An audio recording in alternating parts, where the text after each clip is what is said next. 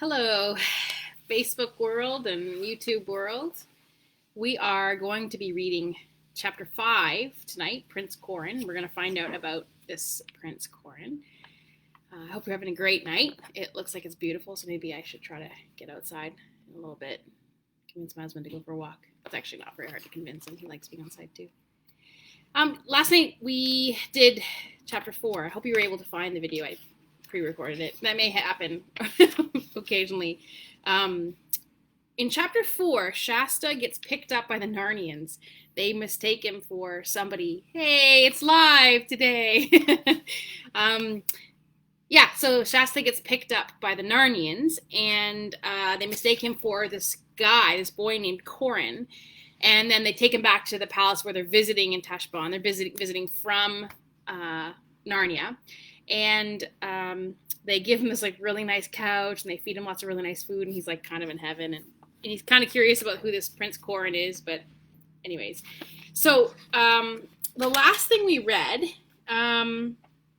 is they're talking about how Susan was supposed to marry I guess a Tashbaan, and she doesn't really like him. She's changed her mind, and then Edmund says in the last thing, he says, "There's the rub, sister, for now I must open to you all that has been growing in my mind in these last 2 days and more." And then they close the door so no one can hear them. And then he says, so everyone began to look serious. And then Queen Susan jumps and runs to her brother and says, "Oh, Edmund, what is it? There's something dreadful in your face." And so something obviously bad is going to happen.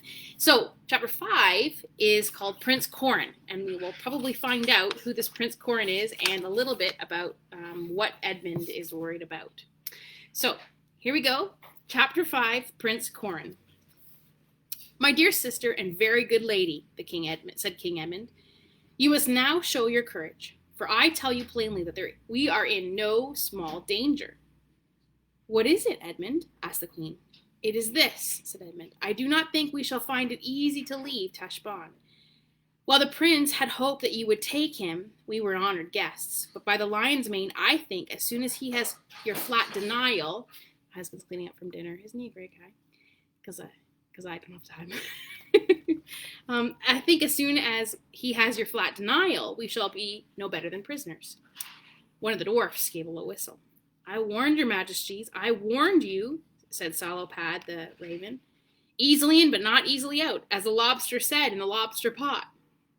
"I have been with the prince this morning," continued Edmund. "He is little used, more's the pity, to having his will crossed, and he is very chafed at your long delays and doubtful answers. This morning he pressed very hard to know your mind. I put it aside, meaning at the same time to diminish his hopes, with some light common jests about women's fancies, and hinted that his suit was likely to go cold. He grew angry and dangerous. There was a sort of threatening, though still veiled under the show of courtesy, in every word he spoke." "Yes," said Tumnus, "and when I supped with the Grand Vizier last night, it was the same. He asked me how I liked Tashbaan, and I, for I could not tell him I hated every stone of it, and I would not lie, told him that now, when high summer was coming on, my heart turned to the cool woods and the dewy slopes of Narnia. He gave a smile that meant no good, and said, 'There is nothing to hinder you from dancing there again, little goatfoot, always provided you leave us in exchange a bride for your prince.'" "Do you mean he would take me as his wife by force?" exclaimed Susan. "That's my fear, Susan," said Edmund. "Wife or slave, which is worse?"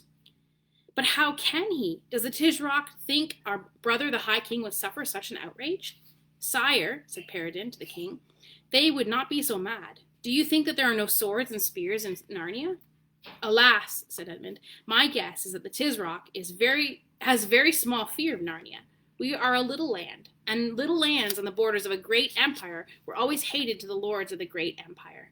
Kind of feel a little bit like Canada and the States. Not that I think the States hates us, but it's kind of like we're a little land to them. He longs to blot them out, gobble them up. When first he suffered the prince to come to Caerphilly as your lover, sister, it may be that he was only seeking an occasion against us. Most likely he hopes to make one mouthful of Narnia and Archenland both." "Let him try," said the second dwarf. "At sea we are as big as he is, and if he assaults us by land, he has the desert to cross." "True, friend," said Edmund. "But is the desert a sure defense? What does Salopad say?" I know that desert well, said the raven, for I have flown above it far and wide in my younger days. You may be sure that Shasta pricked up his ears at this point. And this is certain, that if the Tisroc goes by the great oasis, he can never lead a great army across it into Archenland. For though they reach the oasis by end of their first day's march, yet the springs there would be too little for the thirst of all the soldiers and all their beasts. But there is another way. Shasta listened more intently still.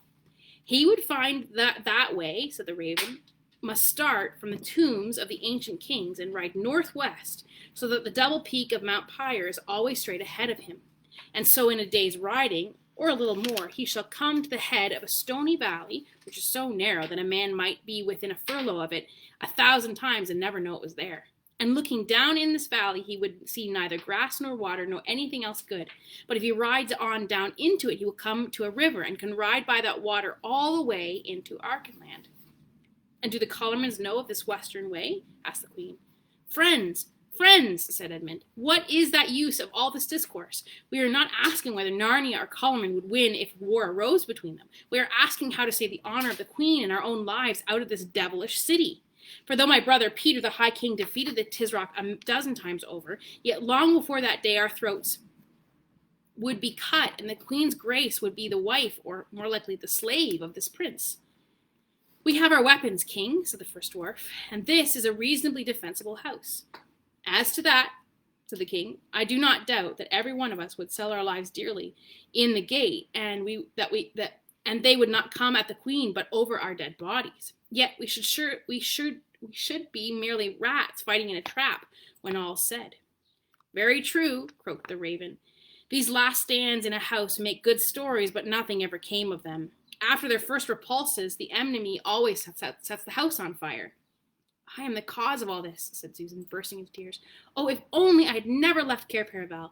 Our last happy days was before those ambassadors came from Colorman. The moles were planting an orchard for us. Oh, and she buried her head in her hands, and sobbed. Courage, Sue, said Edmund, courage. Remember, what is the matter with you, Master Tumnus? For the fawn was holding both his horns with his head. He was pulling his horns with his hands, as if he were trying to keep his head on by them and writhing to and fro as if he had pain in his insides. Don't speak to me, said Tumnus. I'm thinking so I can hardly breathe. Wait, do wait. There was a moment's puzzled silence, and the fawn looked up, drew a long breath, mopped its forehead, and said, The only difficulty is how to get down to our ship, with some stores, too, without being stopped and seen. Yes, said the dwarf dryly, just as a beggar's only difficulty about riding is that he has no horse. Wait, said Mr. Tumnus, impatiently. All we need is some pretext for going down to our ship today and taking stuff aboard. Yes, said King Edmund doubtfully. Well then, said the fawn, how would it be if your majesties bade the prince to a great banquet to be held on board our own galleon, the Splendor Hyaline, tomorrow night? And let the message be worded as graciously as the queen can contrive without pledging her honor, so as to give the prince a hope that she is weakening. This is very good counsel, sire, croaked the raven. And then, continued Tumnus excitedly, everyone will expect us to be going to our ship all day making preparations for our guests. And let some of us go to the bazaars and spend every minimum that we have at the fruitiers and the sweetmeat sellers and the wine merchants, just as if we were really giving a feast. And let us order magicians and jugglers and dancing girls and flute players all on board tomorrow night. I see, said King Edmund, rubbing his hands. And then, said Tumnus, we'll all be on board tonight, and as soon as it is quite dark, up sails and out oars, cried the king. And so to sea, cried Tumnus, leaping up and beginning to dance. And our nose northward, said the first dwarf. Running for home, hurrah for Narnia in the north, said the others. And the prince waking next morning and finding his birds flown, said Peregrine, clapping his hands. Oh, Master Tumnus, dear Master Tumnus, said the queen, catching his hands and swinging him as he danced. You have saved us all. The prince will chase us, said another lord, whose name Shasta had not heard. That's the least of my fears, said Edmund. I have seen all the shipping in the river, and there's no tall ship of war nor swift galley there. I wish he may chase us, for the Splendor Hyaline could sink anything he has to send after her, if we were to overtake it at all. Sire, said the raven, you shall hear no better plot than the fawn's, though we sat in council for 7 days. And now, as we birds say, nests before eggs, which is as much to say, let us all take our food, and then at once be about our business. I've got a picture for you.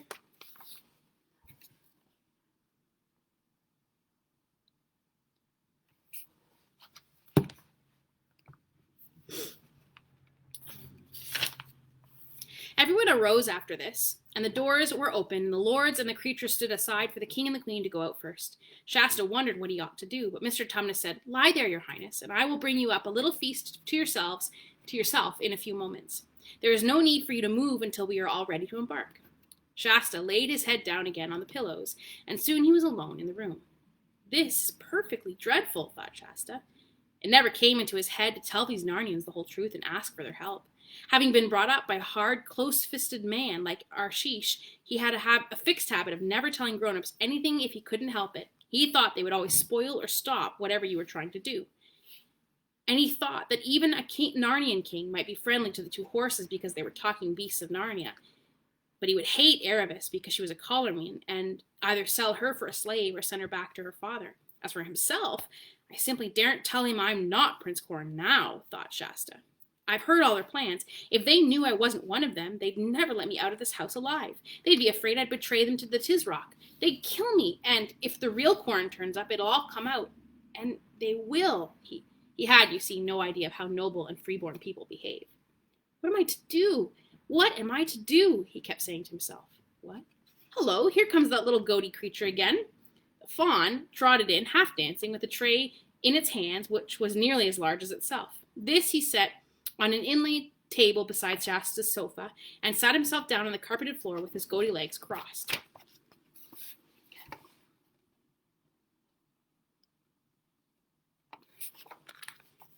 Now, princeling, he said, make a good dinner. It will be your last meal in Tashbaan.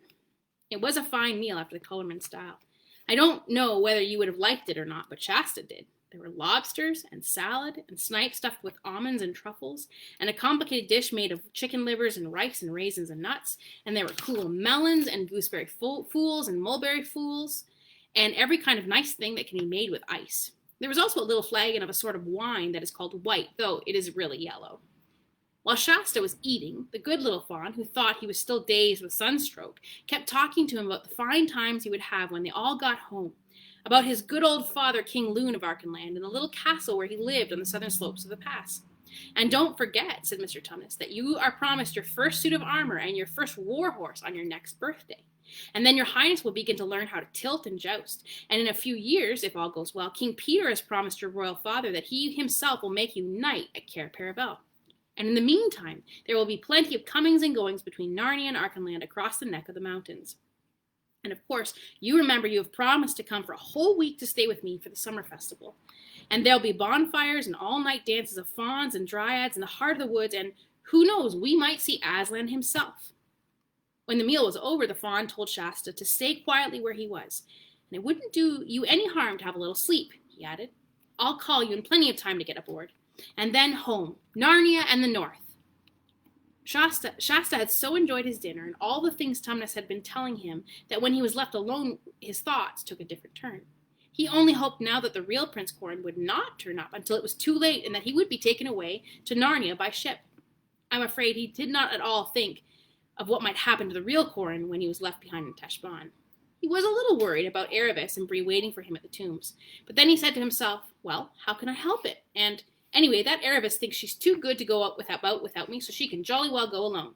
And at the same time, he couldn't help feeling that it would be much nicer going to Narnia by sea than toiling across the desert. When he had thought all this, he did what I expect you would have done if you had been up very early and had a long walk and a great deal of excitement and then a very good meal, and you were lying on a sofa in a cool room with no noise in it except when a bee came buzzing in through the open windows. He fell asleep. What woke him was a loud crash. He jumped off the sofa, staring. He saw at once from the mere look of the room, the lights and the shadows all looked different, that he must have slept for several hours. He saw also what had made the crash. A costly porcelain vase, which had been standing on the windowsill, lay on the floor broken about into 30 pieces. But he hardly noticed all these things. What he did notice was two hands gripping the windowsill from outside. They gripped harder and harder, getting white at the knuckles, and then came up a head and a pair of shoulders. A moment later, there was a boy of Shasta's own age, sitting astride the sill with one leg hanging down inside the room.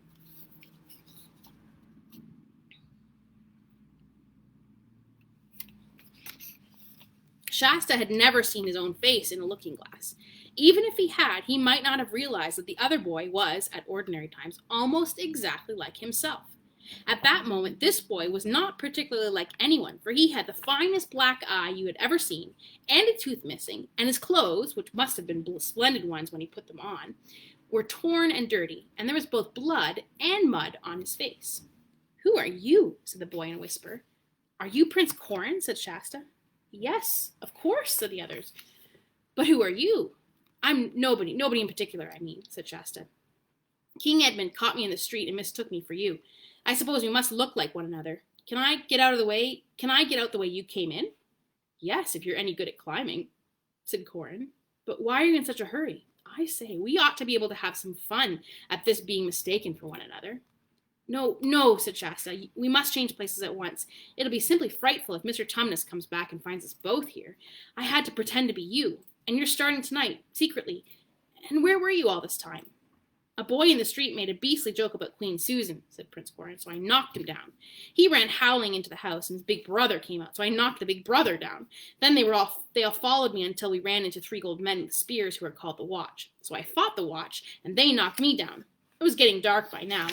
And then the Watch took me along to lock me up somewhere. So I asked them if they'd like a stoup of wine, and they said they didn't mind if they did. So I took them to a wine shop and got them some, and then they all sat down and drank till they fell asleep.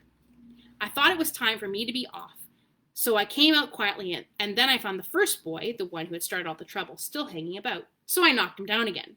After that, I climbed up a pipe onto the roof of a house and lay quiet till it began to get light this morning. Ever since that, I've been finding my way back. I say, is there anything to drink?" "No, I drank it," said Shasta. "And now, show me how you got in. There's not a minute to lose. You better lie down on that sofa and pretend. Oh, but I forgot. It'll be no good with all those bruises and a black eye. You'll just have to tell them the truth once I'm safely away." "What else did you think I'd be telling them?" said the prince with a rather angry look. "And who are you?" "There's no time," said Shasta in a frantic whisper. "I'm a Narnian, I believe. Something northern, anyway. But I've been brought up all my life in Corin, and I'm escaping across the desert with a talking horse called Bree. And now, quick, how do I get away?" "Look," said Corin, "drop from this window onto the rooftop of the veranda. But you must do it lightly, on your toes, or someone will hear you. Then along to your left, and you can get up to the top of the wall if you're any good at all as a climber. Then, along the wall to the corner, drop down into the rubbish heap you will find outside, and there you are." "Thanks," said Shasta, who was already sitting on the sill. The 2 boys were looking at each other's faces and suddenly found that they were friends. "Goodbye," said Corin, "and good luck. I do hope you get safely away." "Goodbye," said Shasta. "I say, you've been having some adventures." "Nothing like yours," said the prince. "Now drop, lightly, I say," he added as Shasta dropped. "I hope we meet in Arkland. Go to my father, King Loon, and tell him you're a friend of mine. Look out, I hear someone coming." And that is the end of chapter 5. Chapter 6 is called Shasta Among the Tombs, so you'll have to check back tomorrow for that chapter, that reading. And I hope you have a good night. Get outside if it's nice where you are. And thanks for joining me tonight. I'll see you tomorrow. Bye.